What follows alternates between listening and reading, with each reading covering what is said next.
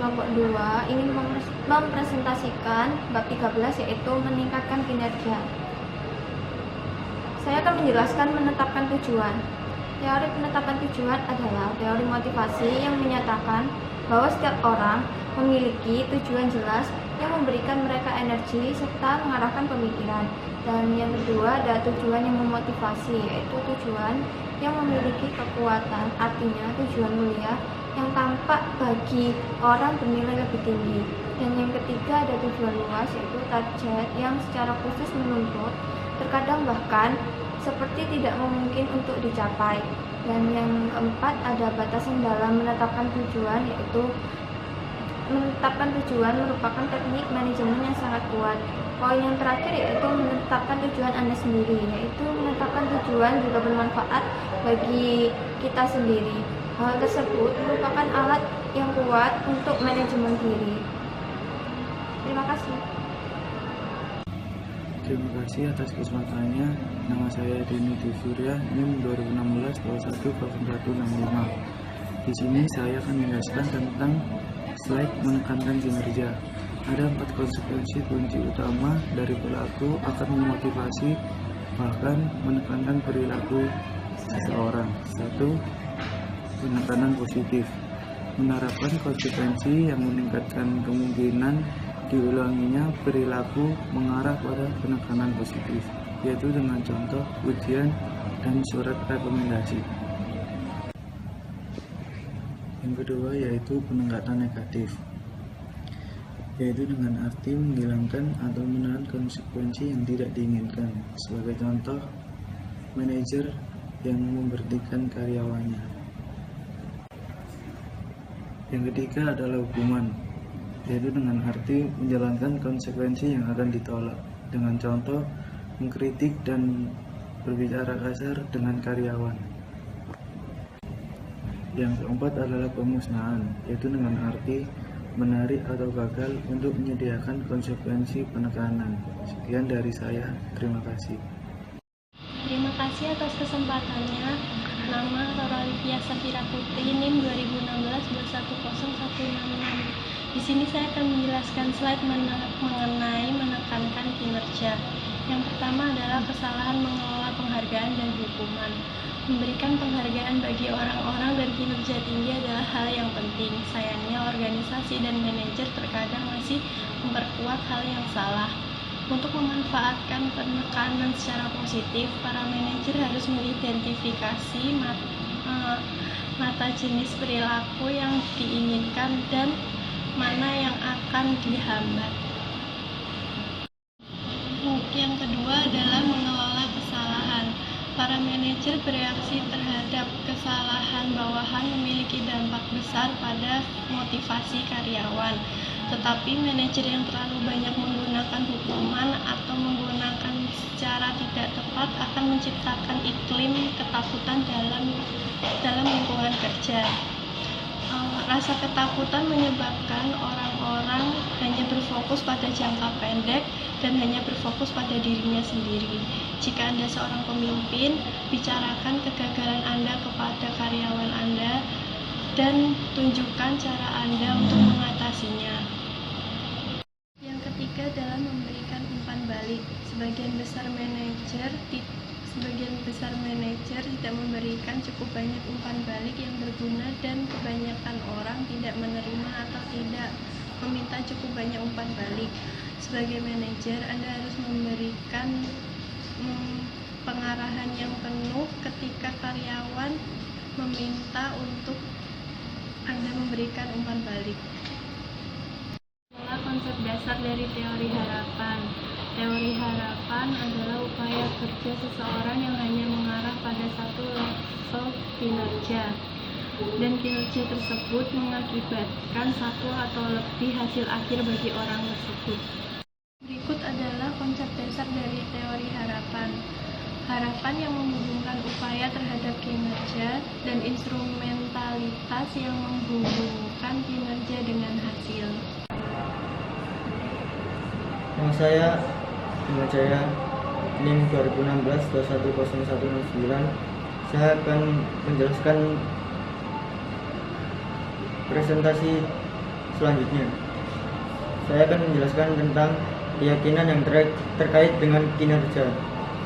Pertama, hubungan upaya kerja, yaitu persepsi karyawan tentang kemungkinan bahwa upaya mereka akan membuat mereka dapat mencapai tujuan kinerja mereka.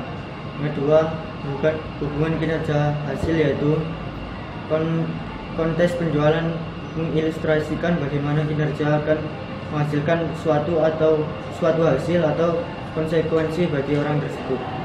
Yang ketiga, dampak terhadap motivasi, yaitu agar motivasi tinggi, harapan instrumentalisasi dan valensi total dari semua hasil harga tinggi.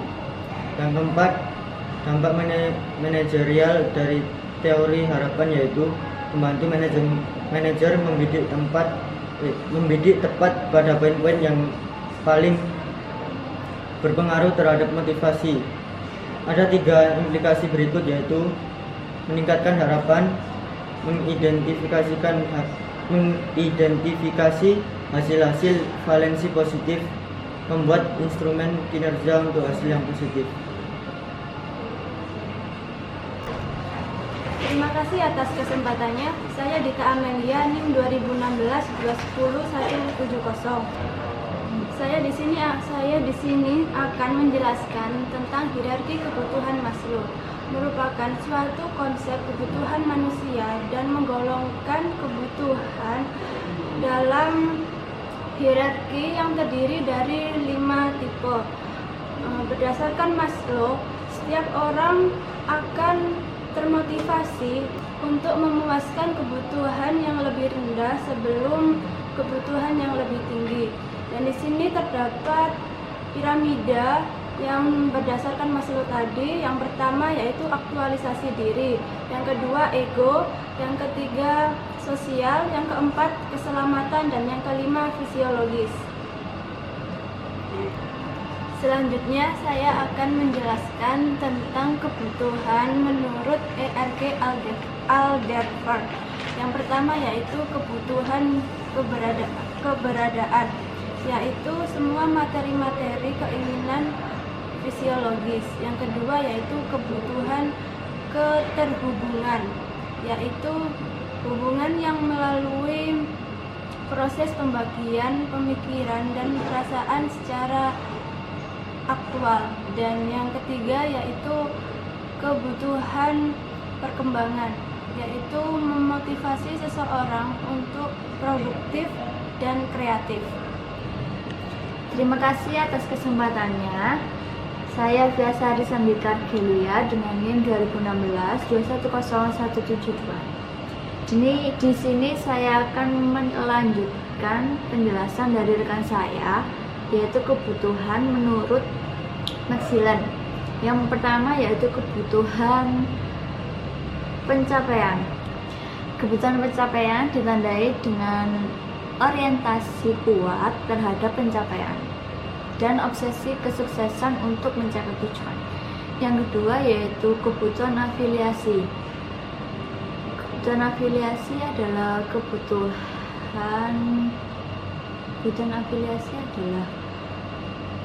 keinginan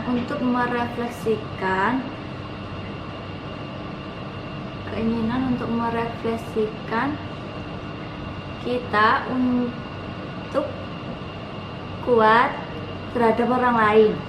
Yang ketiga yaitu kebutuhan kekuatan adalah keinginan untuk mempengaruhi dan mengendalikan orang lain. Selanjutnya yaitu teori kebutuhan atau perspektif internasional. Setiap manajer harus ingat bahwa kesuksesan akan kebutuhan bervariasi dari satu negara ke negara lain. Selanjutnya saya akan menjelaskan tentang merancang pekerjaan yang memotivasi. Yang pertama dengan penghargaan intrinsik. Penghargaan yang didapat oleh pekerja itu sendiri dari perusahaan itu sendiri. Yang kedua, penghargaan ekstrinsik. Penghargaan yang didapat oleh pemimpin perusahaan atau manajer dari perusahaan lain. Selanjutnya yaitu rotasi kerja. Rotasi kerja yaitu perubahan dari satu tugas ke tugas lain untuk menghilangkan kebosanan. Selanjutnya yaitu perluasan kerja. Perluasan kerja yaitu memberikan tugas tambahan untuk menghilangkan kebosanan. Yang terakhir yaitu pengayaan kerja, mengubah tugas agar lebih memberikan penghargaan, motivasi, dan kepuasan. Sekian presentasi dari slide saya, selanjutnya akan dijelaskan oleh rekan saya. Terima kasih atas kesempatannya. Saya Herlina Ramadhani dengan NIM 2016-210179. Di sini saya akan melanjutkan presentasi dari rekan saya, yaitu merancang pekerjaan yang memotivasi. Yang pertama yaitu faktor kebersihan ialah karakteristik tempat kerja seperti kebijakan perusahaan dan supervisi yang membuat seseorang merasa tidak puas. Yang kedua yaitu motivator. Ialah faktor-faktor yang membuat pekerjaan lebih memotivasi serta perusahaan pencapaian. Selanjutnya saya akan mempresentasikan merancang pekerjaan yang memotivasi. Yang pertama yaitu variasi keterampilan, yaitu aktivitas kerja yang berbeda dengan yang menyangkut beberapa bakat dan kecakapan. Yang kedua yaitu identitas tugas, yaitu penyelesaian keseluruhan bagian kerja yang bisa diidentifikasi. Yang ketiga yaitu signifikansi tugas, yaitu dampak yang penting dan positif bagi kehidupan orang lain. Yang keempat yaitu otonomi, kebebasan dan keleluasaan dalam mengambil keputusan. Yang kelima yaitu umpan balik, yaitu informasi tentang kinerja pekerjaan. Selanjutnya pemberian wewenang, yaitu proses membagi wewenang dengan para karyawan untuk memicu kepercayaan diri dalam melakukan pekerjaan yang berpengaruh pada organisasi. Terima kasih. Selanjutnya akan dijelaskan oleh rekan saya. Terima kasih atas kesempatannya. Saya Oktaviana Grivariska, NIM 2016-210. Di sini saya akan mempresentasikan mengenai mencapai keadilan. Setiap orang tentunya menginginkan suatu keadilan, termasuk juga para karyawan yang bekerja di suatu perusahaan. Nah, titik awal yang dilakukan untuk menilai cara seseorang menginterpretasi kontribusi dan hasil mereka adalah teori kesetaraan. Nah, bagaimana sih teori kesetaraan itu? Jadi teori kesetaraan itu menyatakan bahwa ketika seseorang atau para karyawan menilai seberapa sih mereka itu diperlakukan secara adil, itu mereka dapat mempertimbangkan dua faktor. Yang pertama yaitu hasil atau outcomes, dan yang kedua yaitu masukan atau inputs. Nah, hal yang dapat kita lakukan dalam mencapai keadilan yang pertama yaitu menilai kesetaraan. Jadi para karyawan itu membandingkan rasio dari hasil terhadap input mereka secara pribadi dengan hasil terhadap input dari orang lain. Nah, jika perbandingan itu sama, maka para karyawan percaya bahwa hubungan tersebut setara atau bisa dikatakan adil. Yang kedua yaitu memperbaiki kesetaraan. Memperbaiki kesetaraan ini biasanya dilakukan oleh para karyawan yang merasa diperlakukan secara tidak adil atau mereka merasa tidak puas. Dan biasanya mereka itu melakukan hal-hal seperti mengurangi masukan. Itu biasanya itu seperti mereka bekerja pada tingkat yang lebih rendah dari biasanya, atau bahkan yang lebih ekstrim yaitu berhenti bekerja. Nah, dalam memperbaiki kesetaraan ini ada hal-hal yang dapat kita lakukan, misalnya kita memperbaiki perilaku atau mengubah persepsi antara masukan dan hasil. Kemudian yang terakhir yaitu keadilan prosedur. Apa sih keadilan prosedur itu? Keadilan prosedur yaitu menggunakan proses adil untuk mengambil keputusan dan meyakinkan karyawan lain bahwa proses yang telah dilakukan tersebut telah dijalankan secara seadil mungkin. Demikian, terima kasih. Selanjutnya, saya akan menjelaskan mengenai kepuasan kerja. Jadi begini, apabila seorang karyawan itu diperlakukan secara adil, maka karyawan tersebut akan merasa puas. Namun, di antara mereka juga akan ada yang merasa tidak puas. Nah, ketidakpuasan tersebut akan menimbulkan beberapa perilaku. Yang pertama yaitu pergantian karyawan yang tinggi. Jadi ketika karyawan itu merasa tidak puas karena diperlakukan secara tidak adil, maka biasanya mereka itu akan memutuskan untuk berganti pekerjaan atau bahkan berpindah dari perusahaan satu ke perusahaan lain. Nah, itu akan menyebabkan pergantian karyawan yang tinggi. Kemudian yang kedua yaitu ketidakhadiran yang tinggi juga. Nah, ketidakhadiran yang tinggi ini biasanya disebabkan karena karyawan itu merasa males. Sepertinya saya ini tidak diperlakukan secara adil, kenapa saya harus bekerja? Biasanya pemikiran mereka seperti itu. Jadi tingkat ketidakhadiran karyawan akan menjadi tinggi. Kemudian yang ketiga yaitu kurangnya perilaku baik dari atau sebagai warga organisasi dari karyawan. Nah, ini tuh biasanya tuh para karyawan merasa minder karena tidak diperlakukan secara adil. Jadi mereka akan lebih pasif dalam suatu organisasi. Kemudian yang selanjutnya yaitu lebih banyak tuntutan hukum dan lebih banyak keluhan. Para karyawan biasanya yang telah diperlakukan atau merasa diperlakukan tidak adil akan banyak mengeluh dan akan lebih banyak menuntut. Kemudian yang terakhir yaitu pemogokan. Dari adanya dari adanya perasaan karyawan yang tidak puas karena diperlakukan secara tidak adil, mereka akan melakukan yang namanya mogok kerja karena mereka merasa bahwa kehadiran mereka pun tidak diperdulikan oleh atasan mereka karena mereka diperlakukan secara tidak adil. Demikian yang dapat saya sampaikan, selanjutnya akan dilakukan oleh rekan saya. Terima kasih. Terima kasih atas kesempatannya. Saya Rica Kurnia Ramadhani, NIM 2016-210183. Di sini saya akan melanjutkan presentasi dari rekan saya mengenai kepuasan kerja. Dalam kepuasan kerja terdapat ketidakpuasan dalam bekerja. Itu merupakan muncul dari dalam diri kita sendiri atau berdasarkan persepsi kita mengenai apa yang kita inginkan, apakah sudah sesuai dengan yang diharapkan atau sudah sesuai dengan hasil yang didapatkan. Perilaku selanjutnya yang akan muncul ketika seorang karyawan tidak merasa puas dalam bekerja yaitu pencurian, sabotase, dan kekerasan. Hal ini bisa terjadi ketika gaji yang diberikan perusahaan kepada karyawannya itu dan karyawannya itu merasa bahwa gajinya itu tidak sesuai dengan apa yang sudah ia kerjakan. Nah, itu akan memunculkan suatu pemikiran atau karyawan itu ingin melakukan sesuatu yang buruk pada perusahaan seperti melakukan pencurian, sabotase, bahkan kekerasan.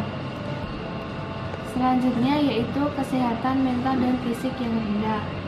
Nah, ketika seorang karyawan bekerja tetapi dia tidak merasa puas, akan tetapi di satu sisi dia harus tetap bekerja karena mungkin suatu tuntutan ekonomi atau sebagainya.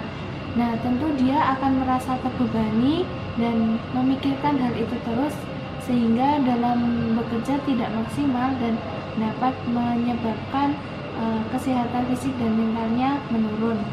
Nah, selanjutnya yaitu kecelakaan kerja. Ini bisa terjadi pada pekerjaan yang berhubungan dengan pengoperasian suatu alat, misal pada sebuah pabrik atau pada pekerjaan bangunan atau konstruksi dan sebagainya. Nah, itu kan membutuhkan konsentrasi yang penuh dan jika mereka merasa tidak puas dengan pekerjaannya, maka mereka akan menjadi tidak fokus dan berbagai hal atau beberapa hal yang tidak diinginkan itu bisa terjadi. Selanjutnya yaitu layanan pelanggan yang rendah. Ketika seorang karyawan sudah merasa bahwa dia tidak puas dalam bekerjanya, maka dia bekerja itu seolah-olah tidak ikhlas atau tidak sesuai dengan apa yang mereka inginkan. Mereka bekerja dengan asal-asalan, apalagi jika kita ditempatkan di sebuah perusahaan yang berada di front office. Nah, itu kan membutuhkan suatu keramahan, kemudian harus merasa dekat dengan pelanggan. Dan jika kita merasa tidak puas, maka itu akan menurunkan kualitas kita terhadap pelanggan, dan itu dapat menyebabkan perusahaan itu menjadi tidak baik. Dan yang terakhir yaitu profit dan produktivitas yang tinggi. Produktivitas yang tinggi akan mempengaruhi kepuasan kerja yang tinggi pula, dengan persepsi bahwa karyawan itu mendapatkan gaji atau upah sesuai dengan apa yang didapatkan perusahaan dan sesuai dengan yang diberikan kepadanya. Begitu sebaliknya, produktivitas yang rendah itu akan menyebabkan kepuasan kerja yang rendah pula. Terima kasih. Di sini saya akan melanjutkan presentasi saya tentang kualitas kehidupan kerja, di mana terdapat program kualitas kehidupan kerja, yaitu program untuk menciptakan lingkungan kerja yang dapat meningkatkan kesejahteraan karyawan. Nah, program kualitas kehidupan kerja ini ada 8. Yang pertama, kompensasi yang cukup dan adil, kemudian lingkungan kerja yang aman dan sehat, pekerjaan yang mengembangkan kapasitas pribadi, kemudian yang keempat yaitu kepuasan untuk perkembangan diri dan keamanan, lalu lingkungan sosial yang membantu pengembangan identitas pribadi, kemudian kebebasan dari rasa prasangka, rasa kebersamaan, dan mobilitas ke atas.